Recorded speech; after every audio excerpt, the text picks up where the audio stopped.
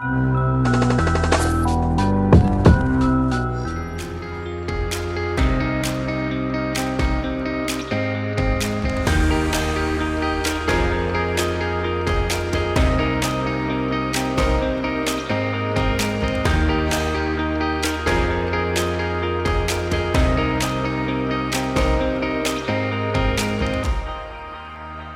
welcome to it. This is Behind the Art, a show where we profile certain individuals in their respective arts. We focus on two things, youth in business and music artists. So now I'm going to quickly dash and talk to my first guest. Stay tuned.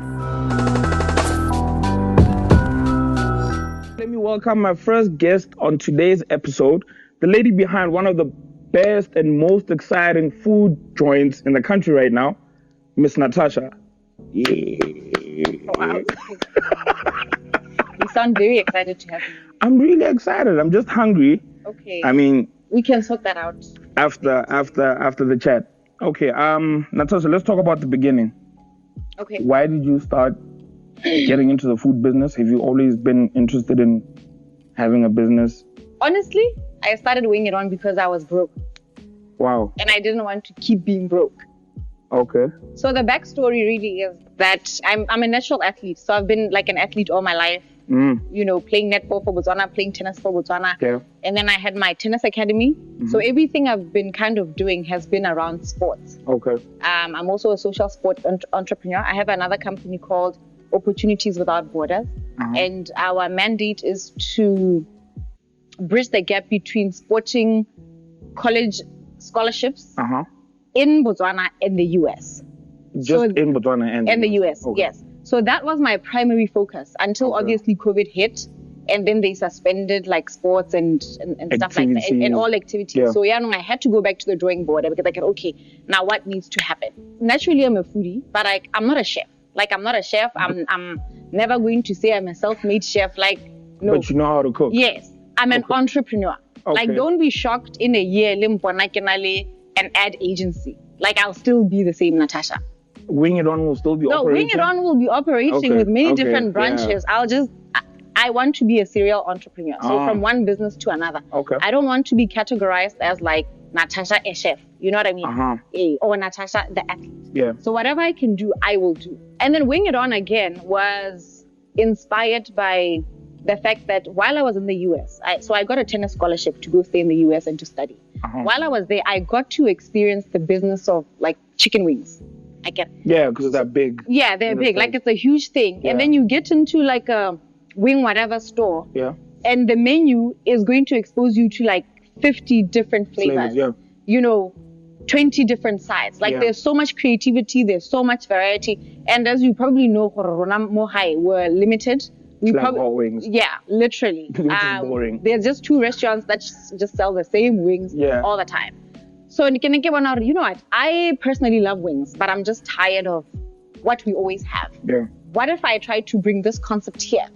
So the idea was, it was just supposed to be something that kept me busy, that kept me distracted while we go through COVID.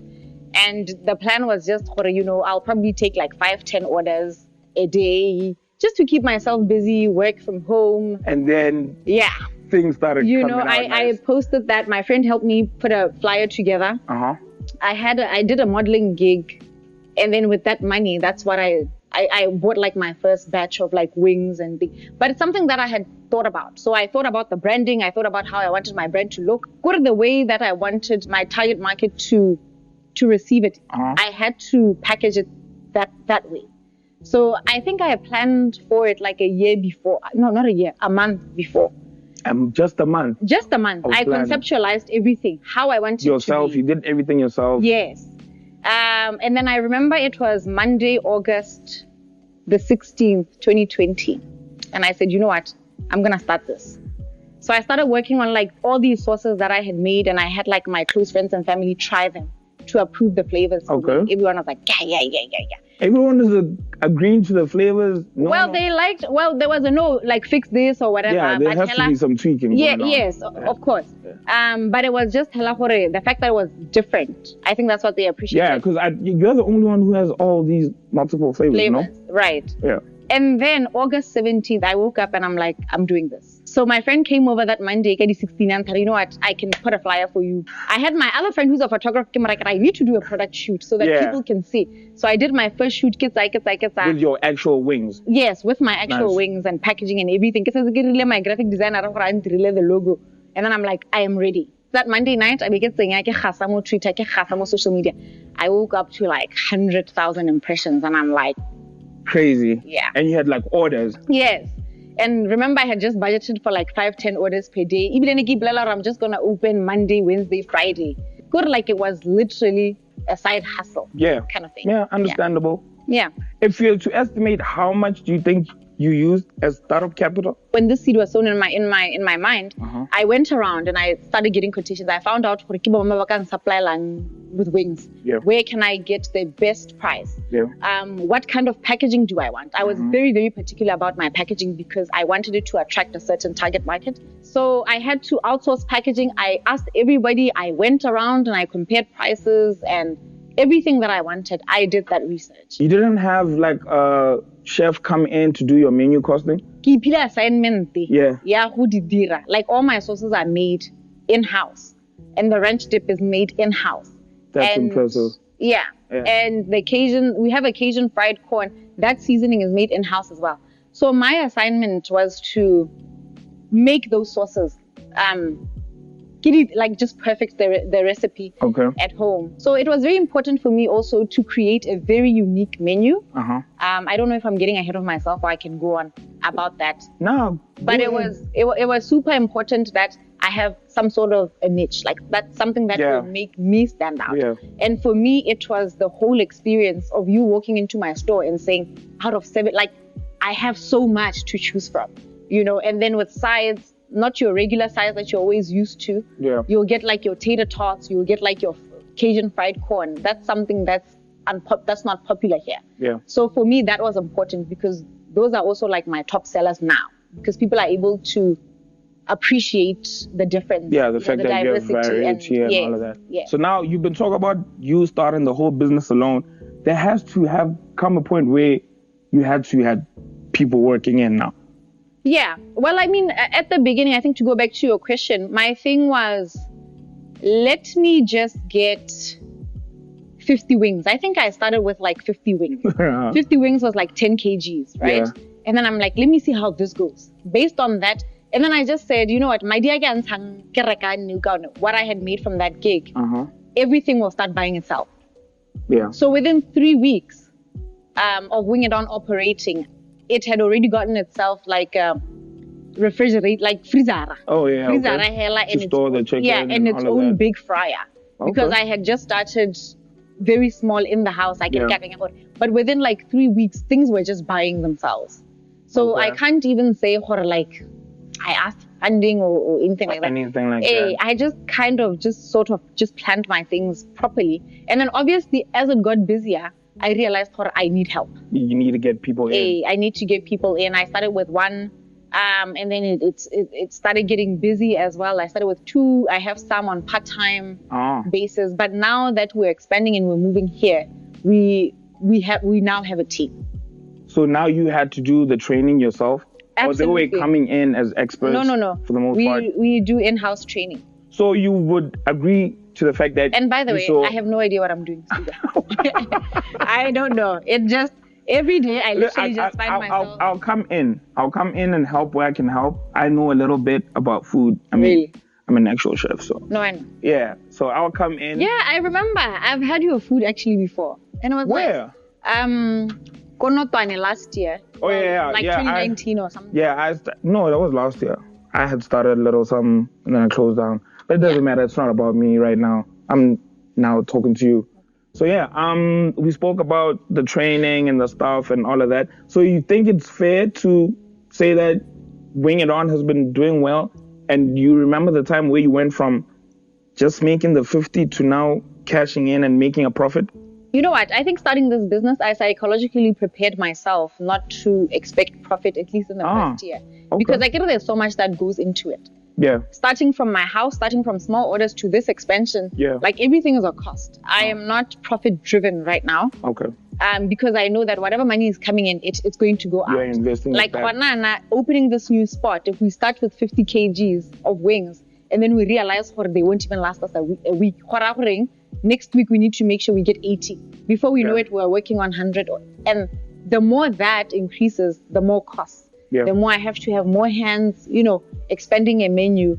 So we're 7 months in.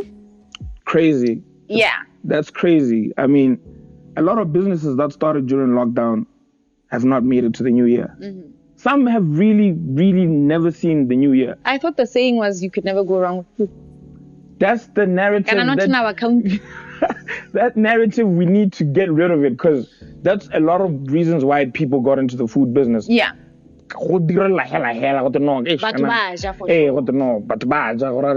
why I'm asking you about the profit. Yeah. Because I think after a while, you should understand that, no, this business is not going to make actual profit for like a year or two. Right. I can't comment on the food industry because I'm not a chef. And trust me, you can comment all you want. You are in the business. Yes, no, now I am, but I have never really had much interest. But Nahela, from the 7 months that I've been operating, the observation that I've made, I don't know if it's an issue we're going to maybe blame the government or whatever, but it's like we haven't really understood the science of the industry. Honestly speaking, there's not much profit in the food industry. The way that we're operating as Botswana. Yeah. Like, the margins are really slim. And to think, and food is really laborious. Like, it's exhausting. It's laborious, it's expensive. Yes. Yeah. So until we really understand that science, we will know what we're actually working for. Because for me, that was something that's helping me with where I want to take WingItOn. WingItOn is not just going to be a Smausu kind of thing. Yeah. I want to franchise it. There's money there. There's money in the franchise business. Yes, where it's not, your regular waking up, peeling potatoes. Doing everything yourself. As long as we're doing that, we will always be where we are. Yeah. So now we need to approach it differently. That's why franchises, whether on a slow day or a slow month, 3 million and they're still open. You know what I mean? Yeah. So that's kind of how we need to be looking at. I mean, that's my direction. I won't be slaving like this all my life. It's only just to plant the seed and make sure my legacy continues. That's amazing. Because I was going to ask you like your expansion plans and all of that. But I think that was a nice chat. I actually haven't had your wings before. I've bought them for somebody. You have? Yeah, I was in a bitch. I hope. You know what you got? These look like you got the spicy barbecue. No, this is not spicy barbecue. This is actually honey barbecue. Yeah, I hope I can get your approval stamp on it. I mean, it's not much of a big deal, but I can already tell I'm going to enjoy them. They look really, really nice. Okay. They look really, really nice. With your social media, where are people following you? We're on Instagram. WingItOn at WingItOn BW, Facebook, WingItOn. And then on Twitter, it's just my handle. My personal handle, but it's mostly WingItOn stuff anyway. And I think people know that I operate WingItOn through my profile. Can people order on these social media? No. You can only order on WhatsApp. You can only order through a phone call. And our number is 77466230. So there we have it, ladies and gentlemen. That was Natasha of WingItOn. Now I'm going to jump to my other favorite part of the show, where I talk to my musical guests in the studio. Stay tuned.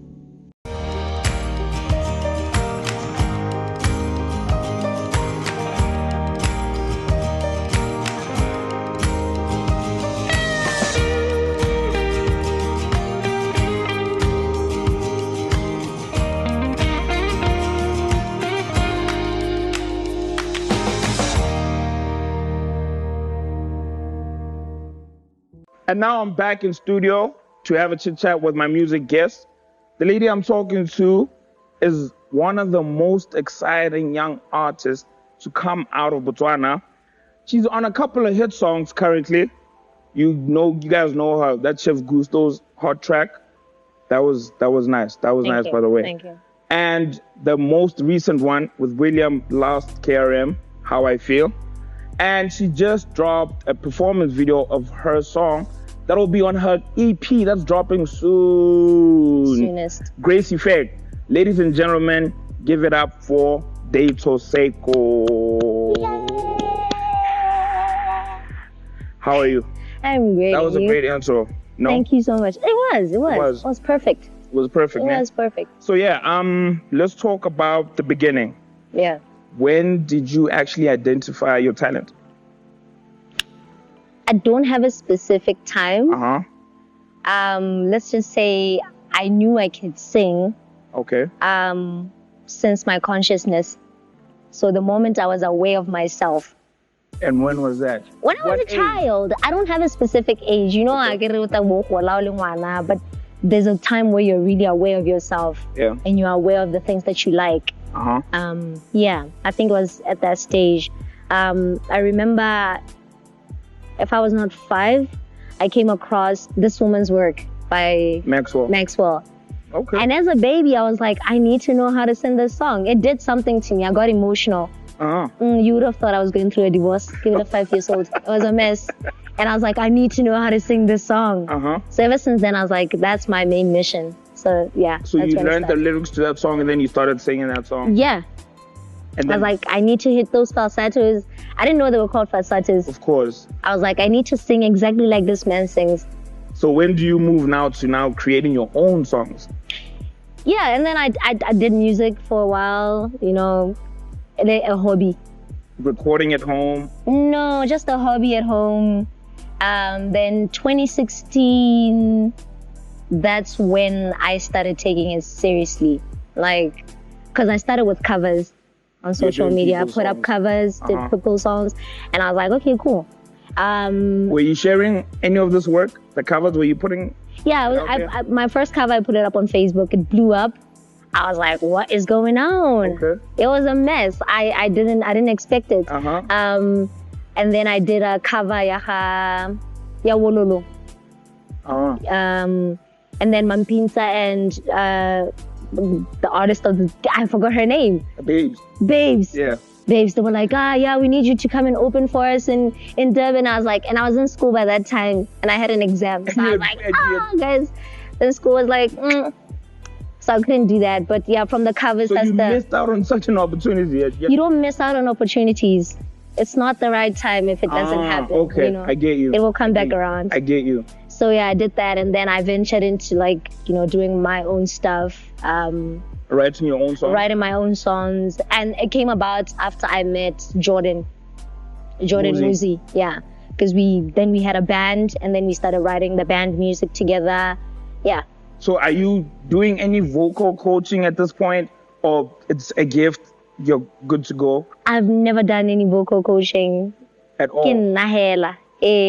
That's amazing. I tried one time. No, I asked Samantha Mook, I was like, please teach me. And she was like, you don't even need it. You don't even need that. Yeah, that's when she had classes. And she was like, you don't need it. And I was like, all right, cool. So when you were doing the songs and any of that, were you getting support from family, friends, besides now having fans online? Thing is, I blocked my family members on social media for a reason. Because at family gatherings, people feel the need to keep people's business out there and stay blocked. So they didn't know. They didn't know I sing. They didn't know I sing. Because even at home, I'm not the type to sing in the house. Wow. So I think they by 2017. That's when they heard it from people. Yeah, they're like, oh, you sing? Bang, 2020. Yeah. So your brother also didn't know? My brother knew. He knew. But he's not a snitch. He knew early on? Yeah. And was he supportive? He was. He tried to plug you, connect you? Yeah, I remember when I did That was you? That's me. You already on vocals. I'm a prodigy. I'm a prodigy. Okay, so now you get together with Bo Jordan. You guys create a band. Yeah. Did the band have a name? It's called What? It still exists now? It exists. It's called What? Yes. What does that mean? Exactly. Just that. What? Okay, so you move to creating a band with Bo Jordan. You guys start performing? Yeah, we started performing, but most of the performances that we did was more of corporate gigs. Already? Yeah, so we've been doing so many corporate gigs. We've worked with Stanbic, We've worked with F&B, Depswana. Okay. So it was like more corporate gigs than anything. And then we did like open mics for other people that wanted to jam with us. Yeah, so we have open mics just for jam sessions and, you know, meeting other artists and stuff like that. That's impressive. So you talk about being in corporate spaces. Was there management involved already in this situation? Yeah. We work with my aunt, Auntie Mabu. Family? She's family. She's family supportive. You know? Don't block them, Dato. No, but she's cool. She's not blocked. Hi, Auntie Mabu. Yeah, so Auntie Mabu. So she came in. She is the one who's been carrying us, you know, through this journey and helping us within the corporate community and speaking up for us as well in corporate spaces. Oh, can I have a band? Because when she has meetings or corporate workshops, that's when we come in. She throws in the band. Her speech, a song comes in. So it's yeah. So you have songs that are appropriate for such settings? Yeah. No, what the client wants, you give. Create. Yeah. What inspires some of these lyrics that you write? Because you're a beautiful songwriter. Thank you so much. Yeah. My life, hey? If you listen to my songs, and I think this is why I haven't put out a body of work. Yeah. Because most of my songs, my journal. A little piece of yourself. Hey, so every song you're reading a page from what I've experienced. So everything that I write about is something that I went through word for word. I exaggerated a bit, but of course, word for word, you know. So what were you feeling when you wrote How It Feels with William? How It Feels, yeah. How It Feels, William sent it to me and Tare. Another song that I wrote. And I Need You on the hook. You had already done his verses? Yeah, he did verses, and he's like, I thought of a person, I thought you are the perfect person for this hook. And I was like, okay, let me give it a listen. And I heard it, and I heard his story, and I'm like, okay, I relate to some of the things that he's saying, you know, mental disorders, you know, people always thinking, oh, you're this happy person, you're never sad. But behind closed doors, you deal with depression, you deal with anxiety, you deal with a whole bunch of things that people don't see. Yeah. And your defense mechanism is to laugh. To laugh and be happy, because once you do that, you forget about things. And I was like, okay, cool. I feel this. And also being somebody who's been there through this journey, I've always been a fan. I remember his first video. I shared it. Yeah, I used to share his stuff quite a lot, and I'm like, I've seen you grow, and you know, it's beautiful. So you guys have a relationship before? Yeah, when he put up his first video, I came across it by chance. I think it was 2016. And I was like, this guy is funny. He wasn't saying much, but I thought it was funny. So I started sharing his stuff, but to my boyfriend. So I used to share his stuff, getting a boyfriend then. Okay. So he hit me up back in the days, and then, you know, we were chilling and we were like, yeah, you're pretty cool people. I'm like, you're pretty cool people too. Yeah. So ever since then, you guys are cool. Speaking of being cool, how important is it to have like relationships with other artists in the industry? It's very important, It's very important in the sense that okay, I sing, I write, but I could be so much more if I learn from other people, because you know, Mposibina, she comes in with that traditional feel that's so neo soul to her music, you know, which is very beautiful. Tata Jessica comes with the vibes and her runs through the music. I come with lyrical or more lyrical content or heavy lyrics. So we can all teach each other something, because we all learn something from someone. Like Jordan, for example. I really wasn't keen on writing my music like that. Why? I don't know. Maybe because there's a lot of self-doubt. You know, we're too hard on ourselves. But he writes, and he writes really well. Does he write better than you? Jordan. I write better because of Jordan. Oh. Yes. Okay. He is an amazing songwriter. And I learned from him. even playing the guitar, I was like, then I want to play something. That's impressive. You can write the song, you can sing on the song, you can play the song. What can't you do at this point? That is the question. What can I not do? So fine, let's move now to Grace Effect, the EP. Yeah. I think a lot of people have been anticipating it and when it's going to drop and who's on it. So can you tell me a little bit about that and why that title? Yeah, so the Grace Effect, why that title? Yeah. I was born on the 5th. I'm gonna go the Christian way on you. Hit you up with the Bible. I was born on the 5th, and biblically 5 is the number of grace. Okay. And it kind of took me 5 years to actually complete a solid piece that I was happy with, which still goes back to the number of grace. So you've been working on this for like? Yeah, I've written quite a lot of songs, and I was like, this is not the one, this is not the one, this is not the one, I'm not feeling this. But I've finally, written songs that I'm happy about and happy to put out there. Who's featured? So I featured Dato Jessica is inside. Mposibina is in there. Yeah, those are the two. Those are the only two artists. Those are the only two people Jordan in there. Not... Nah, not yet, Wow. not yet. Wow. So it's produced by Sandy Ngube. He also plays lead guitar for me. And it was engineered by Stretch and Flex the Ninja. Oh, Flex. Yeah. Big name. Most necessary. Very necessary. Yeah. How have you been surviving with the whole COVID and not performing? Have I been surviving? That is the question. I mean, you look like you're doing okay. Guys, don't wait to pop to be pale, But yeah, no, I draw as well. So I've been doing commission work. I get too because you have to you get anything that has a bit of cash. Also, I've been doing a lot of songwriting and songwriting. Yeah. Oh, okay. And songwriting workshops in Germany.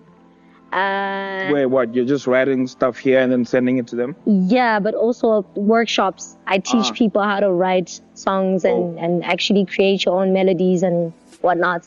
Yeah. Okay. So besides the album dropping, what else do you have planned for the future? For the future, music and more music and, content, videos, What about expanding into other markets in Africa? Any plans for that? Kind of shop where like we never, you can never know, hey? Do you want that for yourself? Spontaneous. So,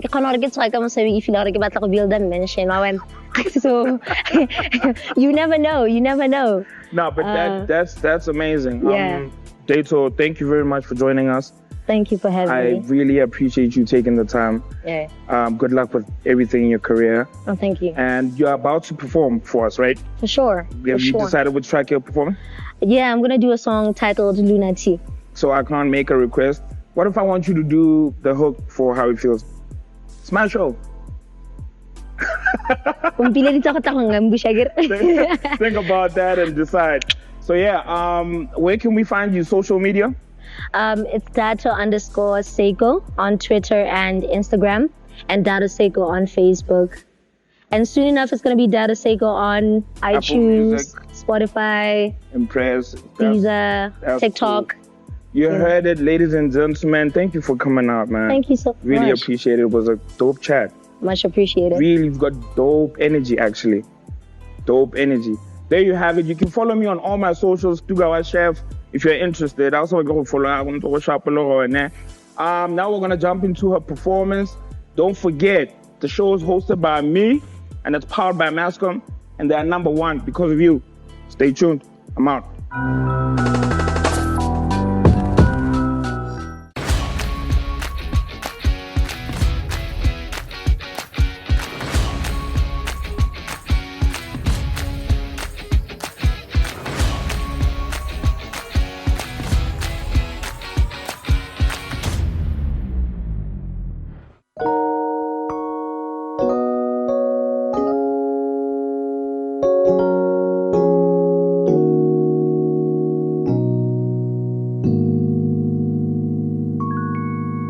Said you ready, yeah, grace. When I saw your face, I died a little bit inside.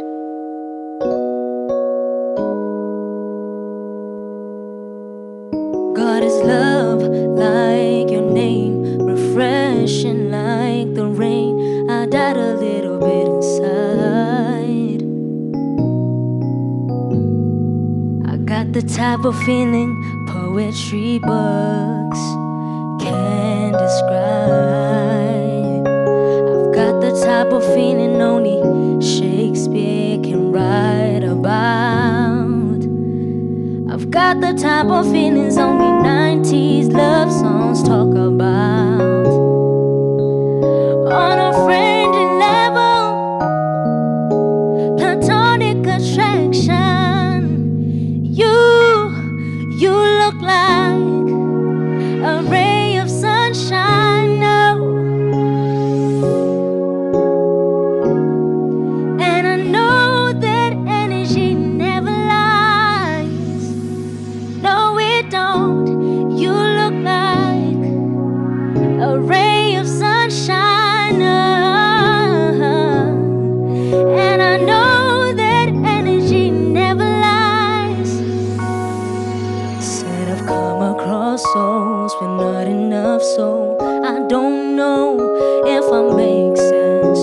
I've come across energy like poison to the soul. I don't know if I make sense. Said I've come across souls with not enough soul. I don't know if I make sense.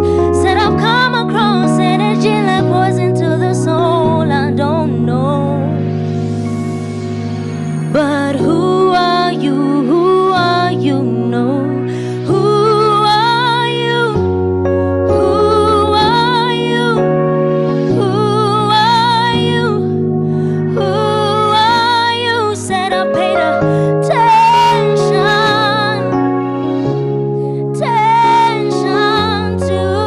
you. Attention, yes I did. Attention to you.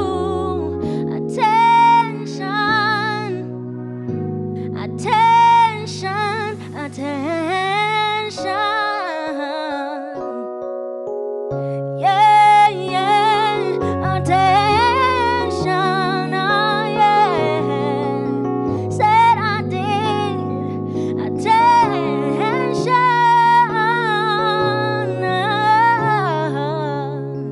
I'll pay attention to you. To you,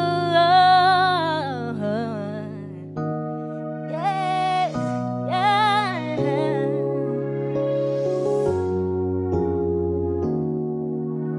attention to you.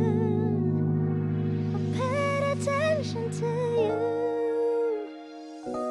Attention to you.